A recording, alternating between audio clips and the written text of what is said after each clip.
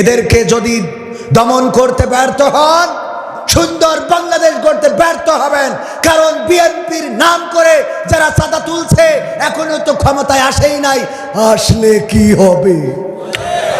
ঠিক না বেঠিক? সুতরাং চাঁদাবাজের জন্য এই দেশ আমরা স্বাধীন করি নাই, ধর্ষকদের জন্য স্বাধীন করি নাই। আমরা এই দেশ স্বাধীন করেছি সুখী সমৃদ্ধশালী স্বাধীন বাংলাদেশ গড়ে তোলার জন্য।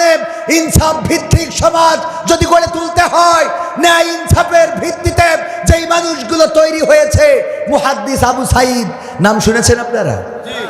মুহাদ্দিস আবু সাঈদ মুহাম্মদ শাহাদাত হুসাইন আমার আব্বার সমসাময়িক লোক, এবং তিনি 1 থেকে 6 পর্যন্ত জাতীয় সংসদের সদস্য ছিলেন। এর পূর্বে উনি 2 বার চেয়ারম্যান ছিলেন। কি ছিলেন? বাংলাদেশ জামাতে ইসলাম মনোনীত 4 দলীয় ঐক্যজোট যখন নির্বাচন করেছিল, সেই নির্বাচনে তিনি এমপি হিসাবে নির্বাচিত হয়েছিলেন। যশোর 2 আসন জিকরগাছা চৌগাছার মুহাদ্দিস আবু সাঈদ মুহাম্মদ শাহাদাত হুসাইন, উনি এমপি হওয়ার পরে অস্ট্রেলিয়ায় সফরে পাঠানো হয়েছিল। সফর থেকে ফিরে আসলেন, 30,000 কম বেশি কিছু টাকা বেঁচে গেল। এয়ারপোর্ট থেকে বের হয়ে আগে ওই টাকা খালেদা জিয়ার রাষ্ট্রীয় কোষাগারে জমা দিয়েছে, তারপরে জিকর কাছে এসেছে যে আমার রাষ্ট্রীয়ভাবে যে টাকা দেওয়া হয়েছিল আমি খরচ করার পরেও বেঁচে গিয়েছে। শুধু তাই নয়, উনি যখন চেয়ারম্যান, রমজানের মাস, রোজার মাসে সরকারিভাবে খুরমা আসে।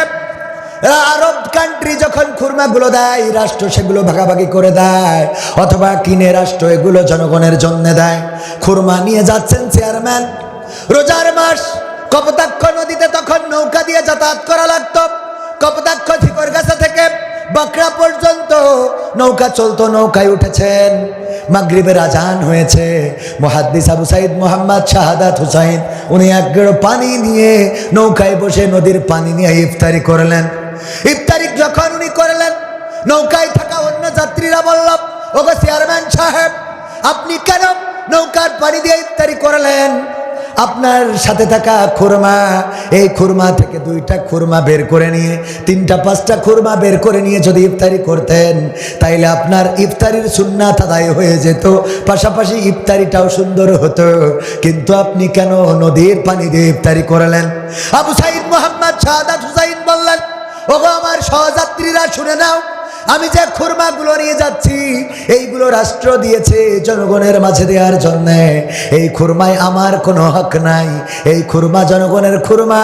এখান থেকে একটা খুরমা নিয়ে যদি আমি ইফতারি করি, পরকালের ময়দানে আল্লাহর বিচারের কাঠগড়ায় ওই আদালতে একদিন আমাকে দাঁড় করানো হবে। এমন নেতা এখনো আছে না নাই? এখনো এমন নেতা আছে। গতবার গেলাম, গত সপ্তাহখানিক আগে পাবনায় মাহফিলে গেলাম। ওখানে মতিউর রহমান নিজামী রাহিমাহুল্লাহ যেই বাড়িতে খাবার খাইতেন, ওই বাড়িওয়ালা এসেছেন, বলল যতবার পাবনায় সফরে এসেছেন আমার বাড়িতে খাবারের রান্নাবান্নার ব্যবস্থা করতে বলতেন, আমি রান্নাবান্নার আয়োজন করতাম। একবার একটা প্রজেক্টের জন্য আমি অ্যাপ্লাই করলাম, অনেক টাকার প্রজেক্ট, কয়েক কোটি টাকার প্রজেক্ট। আমি বললাম মতিউর রহমান নিজামী সাহেবকে, বললাম আমার এই প্রজেক্টটায় আপনি যদি একটু স্বাক্ষর করে দেন তাইলে একটু উপকার হয়। ওই মতিউর রহমান নিজামী সেটা নিলেন এবং পড়লেন, তারপরে ভাঁজ করলেন, পকেটে ঢুকালেন। খাওয়ার শেষে বললেন, বলো দেখি তোমার বাড়ি আমার খাবার খাওয়াটা বন্ধ করতে চাও নাকি? বললো না, এটা তো চায় না। বললো এটা যদি না চাও তাইলে এই প্রজেক্টটা তোমার জন্য নয়, এই প্রজেক্টটা তোমার জন্য নয়। কারণ সরকারি প্রজেক্ট এইগুলো যারাই হাতে নেয় তারা 9-6 করে ফেলে, আর আমি 9-6 করা মানুষের বাড়ি খাবো না। সুতরাং তোমার জন্য যদি প্রজেক্টটা স্বাক্ষর করে দিই আর তুমি যদি 9-6 করো, তাইলে তোমার বাড়ির রিজিকটা আমি গ্রহণ করব না। কেমন ছিলেন নেতা? 9-6 করা মানুষের বাড়ি খাবারও খায় না। আর আজকে আমাদের নেতা, অনেকেই বলে আঙ্গুল ফুলে কলা গাছ হয়। আমি বলি কলা গাছ না, আঙ্গুল ফুলে বট গাছ হয়। কি গাছ? বট গাছ। কারণ কলা গাছ তো লিমিট, ওর বেশি আর মোটা হয় না, তার একটা লিমিট আছে, ওই লিমিটের বাইরে তো আর যায় না, যায় তার যেটুক। আর বট গাছ কি করে, ও যদি বাস্তি দেন, ও যেখানে হয়েছে ও আরো 3 জায়গায় 20 বছর পরে বুঝতেই পারবেন না যে কোনটে মা আর কোনটে সা। ঠিক না বে ঠিক? আঙ্গুল ফুলে কি গাছ হয়? টাকা এত উপার্জন করে। ওমা আপনি যদি দুবাই যান, বুর্জ খলিফায় দেখাই দেয় যে এখানেও আমার ফ্ল্যাট আছে, বা কানাডায় যান বেগম পাড়ায় ওর ফ্ল্যাট আছে, সিঙ্গাপুর যান সেখানে ওর বাড়ি আছে, মালয়েশিয়ায় যান সেখানে ওর সেকেন্ড হোম। অসুবিধে হলে চিকিৎসার জন্য যায় সিঙ্গাপুর, ছেলে পড়ে আমেরিকায়, মেয়ে পড়ে লন্ডনে, টাকা রাখে সুইজারল্যান্ডে, মানে আঙ্গুল ফুলে বট গাছ। ঠিক না বেঠে? জনগণের টাকা এমন ভাবে পাচার করে। আগের সময় ব্রিজ বানাইতো, তার মধ্যে রডের জায়গায় বাস। কে জিজ্ঞেস করলি বলতো ভাই তোমরা তো বিজ্ঞান বোঝো না। কেন? বিজ্ঞানে তোর কি তেজ মেরিছে? কয় বিজ্ঞান বলে রডে কোনো না কোনো সময় জং ধরে, কিন্তু বাসে জং ধরে না। বাসে কত বুদ্ধি, কত বুদ্ধি। এইভাবে দুর্নীতি করে করে দেশের টাকা বিদেশে পাচার করেছে, বাংলাদেশকে শূন্য করেছে, রিজার্ভ খালি করেছে। এই বাংলাদেশের অর্থ আত্মসাৎ করে আঙ্গুল ফুলে বটগাছ হয়েছে। নিজেদের ছেলে পরিবার, শালা শালি, খালা খালু প্রতিষ্ঠিত করেছে, আর জনগণ ভ্যান চালিয়েও তাদের সংসার চালাতে পারে না। ঠিক না বেঠিক? আমরা কি এমন নেতার চাই? এমন নেতা যদি না চাই, তাহলে কোরআনের আলোয় যারা আলোকিত, সে যদি বিএনপিরও হয় তার পক্ষে আমরা থাকতে রাজি আছি না নাই? যদি আওয়ামী লীগের হয় তার পক্ষে থাকতে রাজি আছি না নাই? যদি জামাতের লোক কোরআনের বিপক্ষে যায় তার পক্ষে আমরা নাই। ঠিক না বেটা? আর এখন এমপি সাহেবের সামসা আছে না নাই? বাইতুল মুকাররমে সাদা তোলে বিএনপির এক নেতার নামে। আমি বললাম এই লোকগুলোকে ধরেন, ফাঁসির কাস্টে ঝুলান, কারণ নেতার নামে নেতা হয়তো জানেই না। কথা কয় না, নেতা হয়তো জানেই না তার নামে চাঁদা তোলে। ঠিক না বেঠে? আরো ব্যাখ্যা করবো, শুনবেন আপনারা? শুনতে রাজি আছেন? আলোচনা করব।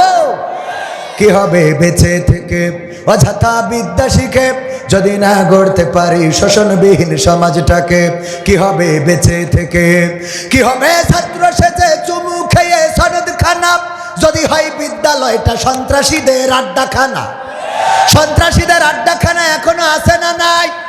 আমার ছাত্রদের সমন্বয়ক হাসনাত আব্দুল্লাহর পরে আক্রমণ করা হয়েছে, ছাত্ররা গোলমাল করেছেন, গোলমাল চলছে, সেখানে তিনি গিয়েছেন গোলমাল মেটানোর জন্য।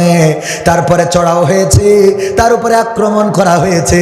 এখনো ষড়যন্ত্রকারীরা আছে, তারা আমাদের এই আন্দোলনে বিজয়, এই বিজয়টাকে ম্লান করে দিতে চায়। ছাত্র সমন্বয়কদের মধ্যে বিভেদ বিভ্রান্ত সৃষ্টি করে ছাত্র সমন্বয়কদের ঐক্য বিনষ্ট করতে চায়। এমন শয়তান বাংলার জমিনে আছে না নাই? এইগুলো যারা করতে চায় আমরা তাদের পক্ষে নয়, বরং তাদের বিষ ভেঙে দিতে রাজি আছি না নাই? আমার ছাত্রদের ঐক্য বিনষ্ট করা যাবে না। যেই ছাত্ররা দলমত নির্বিশেষে রাজপথে এসে রক্ত ঝরিয়েছে, আমার মুগ্ধ রক্ত দিয়েছে, আবু সাইদ, শান্ত, ইয়ামিন, ইয়াকিন, তারা রক্ত দিয়ে প্রমাণ করেছে আমরা ছাত্ররা চেয়ারের জন্য লড়ি নাই, পাওয়ারের জন্য লড়ি নাই।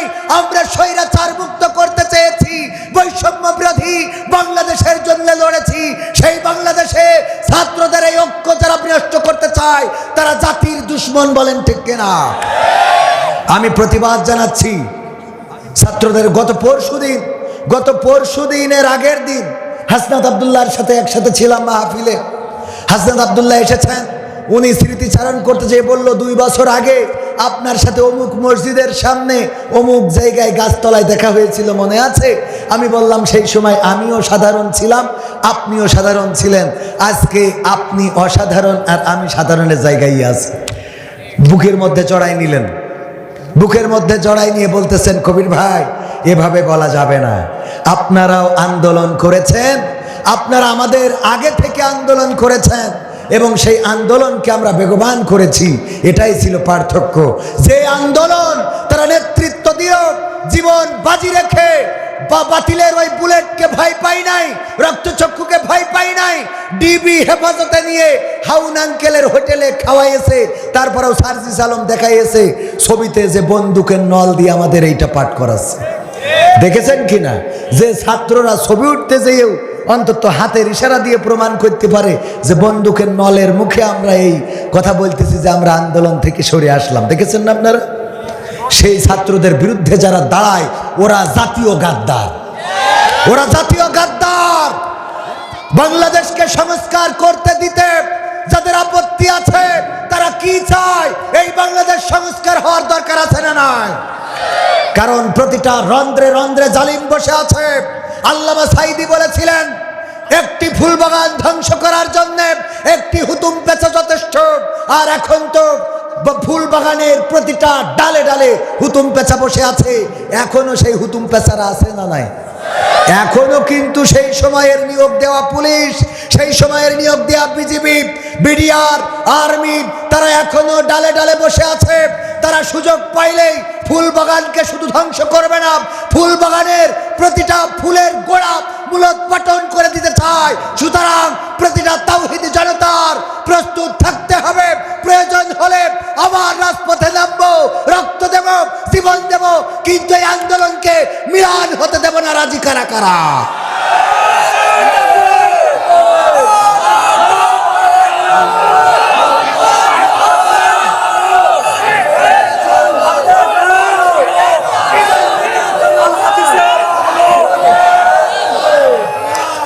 সম্মানিত ভাইয়েরা, যদি আমি আইনুদ্দিন আল আজাদ রাহিমাহুল্লাহর গানটা গেয়েই আমি আলোচনা করব, যেহেতু আমাদের নমিনি রয়েছেন, ইসলামী আন্দোলনের নেতাদের দায়িত্ব কি হবে এবং তাদের কর্তব্য কি হবে সেটাও বোঝানোর, শুধু ওনার না, যারা এই চেয়ারম্যান মেম্বার হতে চায় তাদের দায়িত্ব কর্তব্য কেমন হওয়া উচিত এটা আমাদের জানার দরকার আছে না নাই?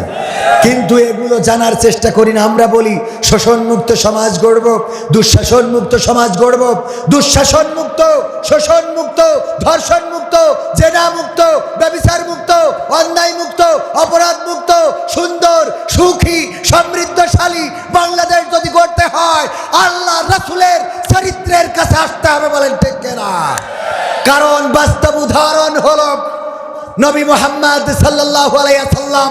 তিনি প্র্যাকটিক্যালে ইসলামী আদর্শের স্বরূপ কেমন হবে সেটা প্র্যাকটিক্যালে দেখিয়ে গিয়েছেন। বলেন ঠিক কিনা? এই আদর্শ তো পড়েনি নাই।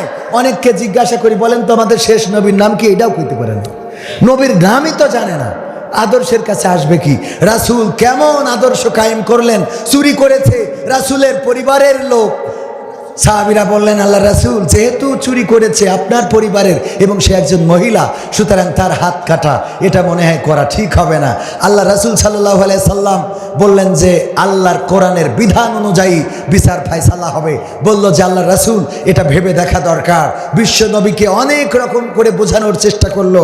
বিশ্বনবী সাল্লাল্লাহু আলাইহি সাল্লাম এক বাক্যে বলে দিলেন, ওগো আমার সাহাবীরা, ওগো আমার সহকর্মীরা, ওগো আমার সাথীরা, তোমরা আমাকে বোঝাতে চাও আমার পরিবারের কেউ একজন চুরি করেছে এবং সে নারী, তার হাত কাটা যাবে না।